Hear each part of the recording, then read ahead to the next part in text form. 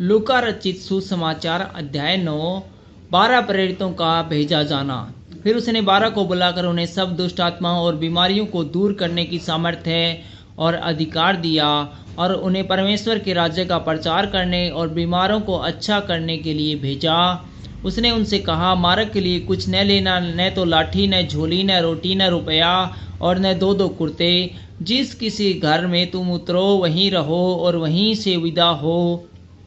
जो कोई तुम्हें ग्रहण न करे उस नगर से निकलते हुए अपने पाँव की धूल झाड़ डालो कि उन पर गवाही हो। अतः वे निकलकर गांव-गांव सुसमाचार सुनाते और हर कहीं लोगों को चंगा करते हुए फिरते रहे। हेरोदास की उलझन।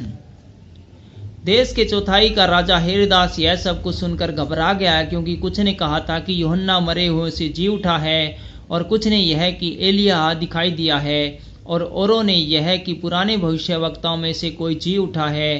परंतु हेरोदेस ने कहा, यूहन्ना का तो मैंने सिर कटवाया, अब यह कौन है जिसके विषय में ऐसी बातें सुनता हूँ। और उसने उसे देखने की इच्छा की। 5000 पुरुषों को खिलाना। फिर प्रेरितों ने लौटकर जो कुछ उन्होंने किया था उसको बता दिया और वह उन्हें अलग करके बैतसदा नामक नगर को ले गया। यह जानकर भीड़ उसके पीछे हो ली और वह आनंद के साथ उनसे मिला और उसने परमेश्वर के राज्य की बातें करने लगा और जो चंगे होना चाहते थे उन्हें चंगा किया। जब दिन ढलने लगा तो 12 ने आकर उनसे कहा, भीड़ को विदा करके चारों ओर के गांव और बस्तियों में जाकर टिकें और भोजन का उपाय करें, क्योंकि हम यहाँ सुनसान जगह में हैं। उसने उनसे कहा, तुम ही उन्हें खाने को दो।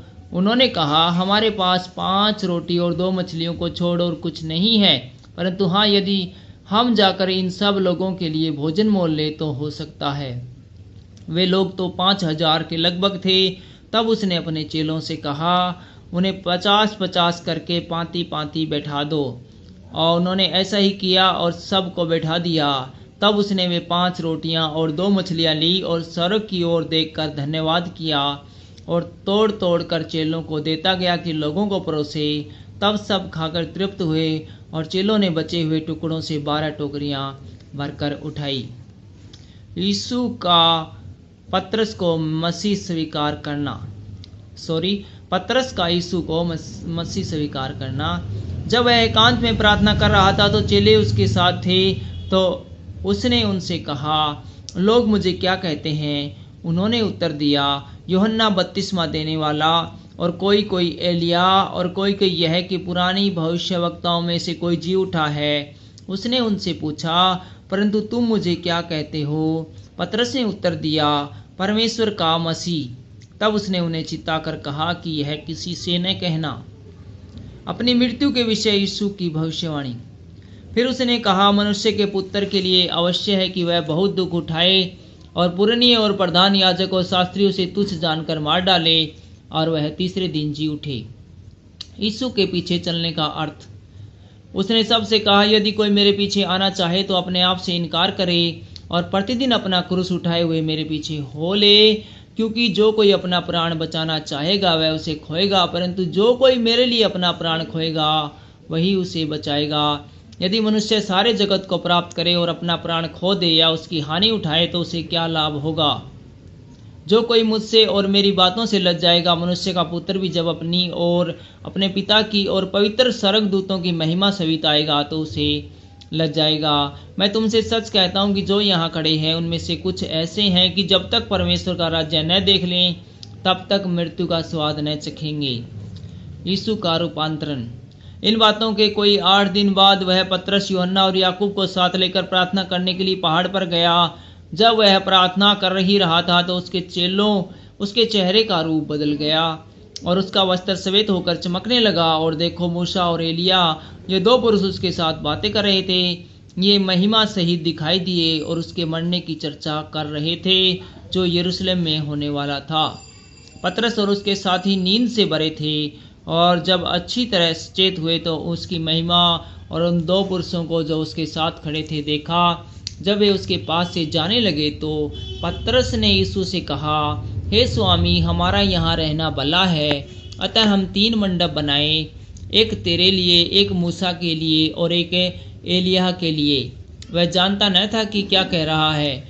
वह यह कह ही रहा था कि एक बादल ने आकर उन्हें छा लिया और जब वे उस बादल से गिरने लगे तो डर गए। तब उस बादल में से यह शब्द निकला, यह मेरा पुत्र है और मेरा चुना हुआ है, इसकी सुनो। यह शब्द होते ही यीशु अकेला पाया गया और वे चुप रहे और जो कुछ देखा था उसकी कोई बात उन दिनों में किसी से न कही। दुष्ट आत्मा ग्रस्त बालक को चंगा करना। दूसरे दिन जब वे पहाड़ से उतरे तो एक बड़ी भीड़ उस पर से आ मिली और देखो, भीड़ में से एक मनुष्य ने चिल्लाकर कहा, हे गुरु, मैं तुझसे विनती करता हूँ कि मेरे पुत्र पर कृपया दृष्टि कर, क्योंकि वह मेरा इकलौता है और देख, एक दुष्ट आत्मा उसे पकड़ती है और वह एकाएक चिल्ला उठता है और वह उसे ऐसा मरोड़ती है कि वह मुंह में फैन भर लाता है और उसे कुचल कर कठिनाई से छोड़ती है। मैंने तेरे चेलों से विनती की कि उसे निकाले, परंतु वे न निकाल सके। यीशु ने उत्तर दिया, हे अविश्वासी और हठीले लोगों, मैं कब तक तुम्हारे साथ रहूँगा और तुम्हारी सहूँगा। अपने पुत्र को यहाँ ले आ। वह आ ही रहा था कि दुष्ट आत्मा ने उसे पटक कर मरोड़ा, परंतु यीशु ने अशुद्ध आत्मा को डांटा और लड़के को अच्छा करके उसके पिता को सौंप दिया। तब सब लोग परमेश्वर के महासामर्थ्य से चकित हुए। अपनी मृत्यु के विषय में यीशु की पुण्य भविष्यवाणी। परंतु जब सब लोग उन सब कामों से जो वह करता था अचंभित थे, तो उसने अपने चेलों से कहा, तुम इन बातों पर कान न दो, क्योंकि मनुष्य का पुत्र मनुष्यों के हाथ में पकड़वाया जाएगा। परंतु वे इस बात को न समझते थे और यह उनसे छिपी रही कि वे उसे जानने न पाए, और वे इस बात के विषय में उससे पूछने से डरते थे, सबसे बड़ा कौन। फिर उनमें यह विवाद होने लगा कि हम में से बड़ा कौन है। पर यीशु ने उनके मन का विचार जान लिया और एक बालक को लेकर अपने पास खड़ा किया और उनसे कहा, जो कोई मेरे नाम से इस बालक को ग्रहण करता है वह मुझे ग्रहण करता है, और जो कोई मुझे ग्रहण करता है वह मेरे भेजने वाले को ग्रहण करता है, क्योंकि जो तुम में सबसे छोटे से छोटा है वही बड़ा है। जो विरोध में नहीं वह पक्ष में है। तब यूहन्ना ने कहा, हे स्वामी, हमने एक मनुष्य को तेरे नाम से दुष्ट आत्मा को निकालते देखा और हमने उसे मना किया, क्योंकि वह हमारे साथ होकर तेरे पीछे नहीं हो लेता। यीशु ने उससे कहा, उसे मना मत करो, क्योंकि जो तुम्हारे विरोध में नहीं वह तुम्हारी ओर है। सामरियों द्वारा यीशु का विरोध। जब उसके ऊपर उठाए जाने के दिन पूरे होने पर थे, तो उसने यरूशलेम जाने का विचार किया और उसने अपने आगे दूत भेजे थे। वे सामरिया के गांव में गए कि उसके लिए जगह तैयार करे, परंतु उन लोगों ने उसे उतरने न दिया, क्योंकि वह यरूशलेम जा रहा था। यह देखकर उसके चेले याकूब और यूहन्ना ने कहा, हे प्रभु, क्या तू चाहता है कि हम आज्ञा दे कि आकाश से आग गिरकर उन्हें भस्म कर दे? परंतु उसने फिरकर उन्हें डांटा और कहा, तुम नहीं जानते कि तुम कैसी आत्मा के हो, क्योंकि मनुष्य का पुत्र लोगों के प्राणों का नाश करने नहीं वरन बचाने के लिए आया है। और वे किसी दूसरे गांव में चले गए। यीशु का चेला बनने का मूल्य। जब वे मार्ग में जा रहे थे तो किसी ने उससे पूछा, जहाँ जहाँ तू जाएगा मैं तेरे पीछे हो लूँगा। यीशु ने उससे कहा, लोमड़ियों के भट्ट और आकाश के पक्षियों के बसेरे होते हैं, पर मनुष्य के पुत्र को सिर धरने की भी जगह नहीं। उसने दूसरे से कहा, मेरे पीछे हो ले। उसने कहा, हे प्रभु, मुझे पहले जाने दे कि अपने पिता को गाड़ दूं। उसने उससे कहा, मरे हुओं को अपने मुर्दे गाड़ने दे, पर तू जाकर परमेश्वर के राज्य की कथा सुना। एक और ने भी कहा, हे प्रभु, मैं तेरे पीछे हो लूँगा, पर पहले मुझे जाने दे कि अपने घर के लोगों से विदा ले आऊं। यीशु ने उससे कहा, जो कोई अपना हाथ हल पर रखकर पीछे देखता है वह परमेश्वर के राज्य के योग्य नहीं। Thank you.